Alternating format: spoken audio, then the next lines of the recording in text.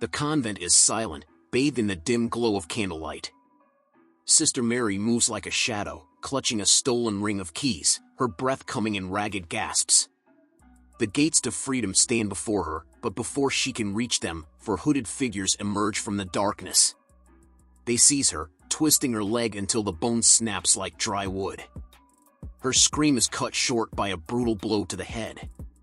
When she awakens, the horror is worse than pain. She is trapped inside a coffin. Dirt begins to rain down, sealing her in a suffocating grave. Far away, across the icy waters of her past, Sister Cecilia steps into a new life. She has always believed she was saved for a purpose, pulled from a frozen lake after drowning, declared dead for 7 minutes, only to return to the world unscathed. Now, she arrives at a secluded Italian convent, its air thick with the scent of incense and something far more sinister. Father Sal Tedeschi welcomes her, and the doors close behind her forever. The convent is a place of whispered prayers and hidden scars. Cecilia befriends Sister Gwen, but strange occurrences claw at the edges of her faith. An elder nun bears cross-shaped wounds on her feet. A relic, the holy nail, said to have pierced Christ himself, rests within the chapel, its presence heavy with ancient power. Then the nightmares begin. Hooded figures haunt her dreams, and waking terror follows. Cecilia is pregnant. But she has never known a man. The sisters kneel before her, eyes wide with reverence. A new Virgin Mary. A holy miracle.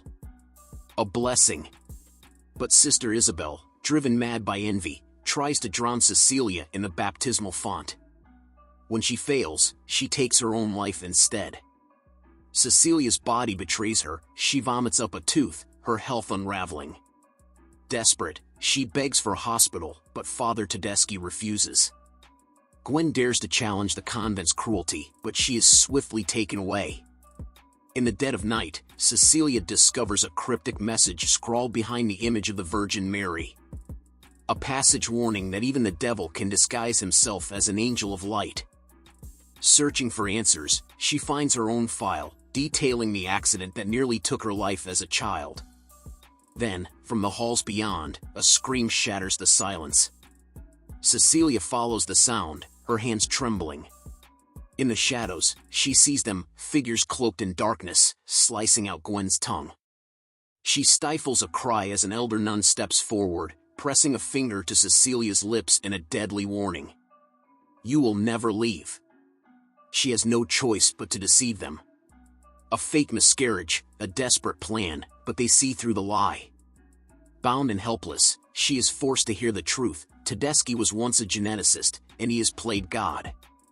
Using the holy nail, he extracted DNA, Christ's DNA, and seeded it within the wombs of chosen nuns. Failed experiments, twisted and deformed, had all come before her. She was the first to survive. He burns his mark into her flesh, a branding she now shares with the others. Cecilia's fury ignites. She fights, she kills, Mother Superior crushed beneath a sacred crucifix, the cardinal strangled by her rosary. Her body convulses as her water breaks, and still, she runs.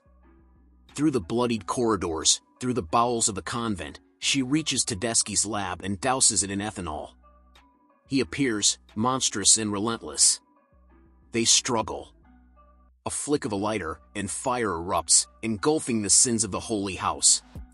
But Tedeschi is not so easily consumed. He survives, hunting her down into the catacombs. She stumbles upon Gwen's butchered remains, the walls whispering with the voices of the lost. He lunges, blade in hand, aiming for the life inside her. But Cecilia has already stolen salvation, the holy nail. With a desperate scream, she drives it into his throat, silencing him forever. Emerging from the underground, Cecilia collapses into the cold embrace of the earth.